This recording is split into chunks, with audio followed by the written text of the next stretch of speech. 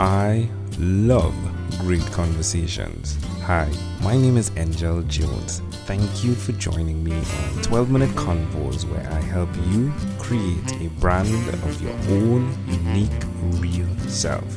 Listen in as I have conversations with amazing people from all over the world. Good night, Jake Nawrocki. How are you going on this wonderful, beautiful night? I'm doing awesome, man. It's great. It's a little chilly here. I'm in the middle of the U.S. It's October, but nonetheless, it's great. Great evening. That's wonderful. Hey, thanks for connecting. Thanks for taking the time to be here. That being said, tell me, which of your talents up to now is responsible for us connecting? I would have to say, obviously, I would assume that you connected because of my public speaking. I have a podcast called Operation Self Reset that led into a yearly event, which led into books and group coaching and all different types of stuff online. The classic message that I say to everybody is, why not you to start something great? Why not you to create an impact? Why not you to do what you want personally in the world? There's so many great ways to do it. So why not you to get started? Love it. So at what particular point in time did you connect with that statement right there? It was back probably 2011. I created an invention called Tailgate Spotter, and it was just to help myself remember to put the tailgate of my pickup truck up. I was on the expressway and a cabinet fell out of the back of my truck and it struck the car behind me. And I thought to myself, there has to be a better way, the classic inventor that's inside of all of us. And so I went on the Google machine. There was no invention or any type of device that could help me. So I decided to craft my own. And out of that, I built a website. I built a prototype. I contacted China. I had magnets flying over from China. I had, the logo design. I mean, everything was top notch. It was amazing. I loved the process until it was time to tell my friends and family about it. And in that process, a lot of them were joking around like, oh, this is ridiculous. It's not going to work, blah, blah, blah. And I took it with a grain of heart. But over time, those small little comments kind of built up into an avalanche of self-doubt, lack of confidence. Is this really going to work? Is it a waste of time? I was in my late 20s. I was already employed. I'm thinking, why am I doing this? This is like for kid stuff, and a lot of pressure from external sources. And in the process, it was said to me in a fun manner. It was never like, you're a goof or this is never going to work, like intentionally. I took it the wrong way. And out of that process, I started to get kind of sad and depressed and irritated at who I was. And I started to fall back on principles and stories that my father told me because he was into the personal development space. He owned real estate. And if you own real estate, they say to surround your mind with good content, positive energy. And he would always listen to great content from classic, motivational speakers. And somehow, some way, I fell upon that back in my life to get that confidence back, to get that swagger back. And out of that came this show to inspire others to bring their swagger back, to bring their best to the world. Wow. One more. Wow. That's amazing. So you've done that full circle. I'm intrigued, right? So the name of the podcast is Operation Self Reset, right? Right on. And it's an amazing podcast. Got to listen to that today. I'm intrigued by the logo on there. You have the arrow in an anti-clockwise direction, right? Yeah. Tell me about that. So first of all, I wish I could take credit for it. It's a good friend from high school. He's a graphic designer. He does very well for himself out in California. And he kind of crafted that up, and I fell in love with it. And basically the message I told him was, as we know, everything starts with your mind. If you want to win in life, you got to win your mind. And so I understood that, look, there's a lot of people that say, oh, change your habits and routines, get the right tools and knowledge, surround yourself with the right people, and blah, blah, blah. All good stuff, all really good stuff, no doubt about it. But the key factor is every single minute that you and I go through our day, our week, our month, our years, there are opportunities 10x fold that allow us to go, you know what? I totally messed up at that presentation, or I messed up at that networking event. I messed up in a relationship or with my kids or at a business event, whatever the case may be. We all have the ability to reset. And a reset is nothing more than saying, okay, that didn't work. I got to try something different. And instead of thinking January 1st when the new year starts, or in 5 months, or after that trip, or when I get that new job or travel to a different country, or whatever the case may be, every single moment of your day is an opportunity for you to reset, to get back to who you are. For some odd reason, we get sucked into society. We think we need to be famous and rich and have the glitz and the glamour and all these other external things that really don't make us happy or satisfied, but we're chasing after this invisible ghost. And so the realization is that we lose touch of who we are internally. You're, as they say, you're special and unique. I'm special and unique. But beyond that, we bring something to the table. I mean, you have your own stories and personality and your beginnings, and mine is completely different. And we're two guys sitting here right now on the internet in different countries, relating and connecting, and we're bringing our best selves forward. And a lot of us aren't doing that on a daily basis. So why not you to press that reset button today to get back to who you fundamentally are, because you're perfect the way you are. A lot of people want to copy what other people are doing. Forget that. Don't wish you were somebody else. Wish you that you were better. And the only way for you to get better is to reset where you're at, for you to kind of use that as a springboard to launch forward. Love it. Love it. All right, my friend. Explanation well received. I love it. Hit the reset. You're speaking about reset, and I'm constantly looking at seeing Nintendo in my mind, like old school Nintendo. There were 2 buttons on there, right? The power and the reset. And it's right intriguing, the hardware is good. Like the hardware is okay, right? But if it's one thing that really got that going is the reset. And we are built, if you would, with the hardware to reset and successfully reset. So I love what you're doing there. Please do tell me one other thing that you've done consistently over the last 3 years.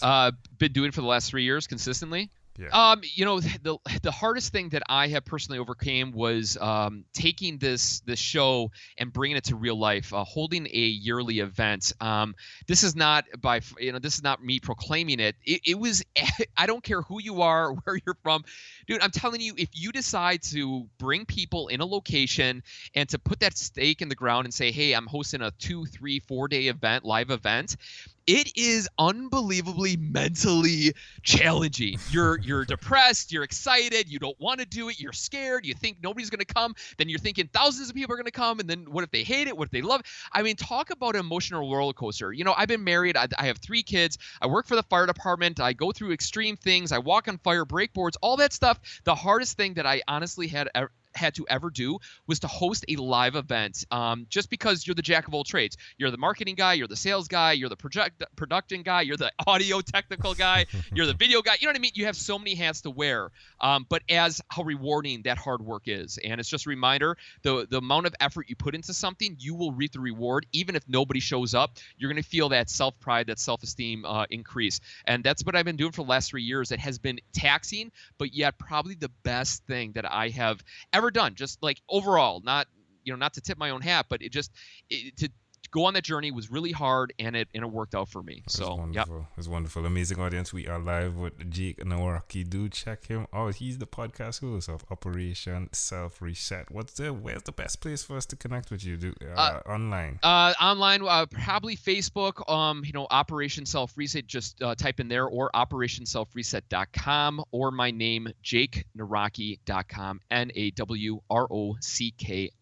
And there we go. Jake, let's switch gears for a moment now, and let me invite you into my time machine that is surrounded with beautiful, warm, blue Caribbean water.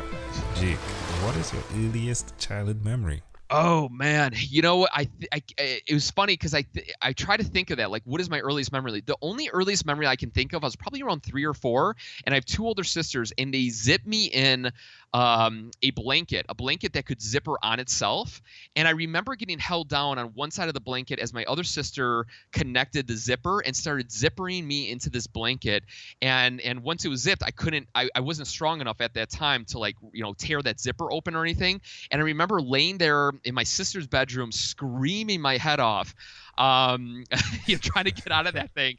They obviously let me out. It felt like an hour, but it was probably only a couple minutes. But I thought about that multiple times. That would probably be my earliest memory. Not a good one, but earliest one I can think of. Yeah. So did you say how old you were? Did you say 2 or 3, or was it just three or four? Okay, Three or four. I would assume. I don't know. Why do you think this memory is so clear? Because it was torture. It was hell.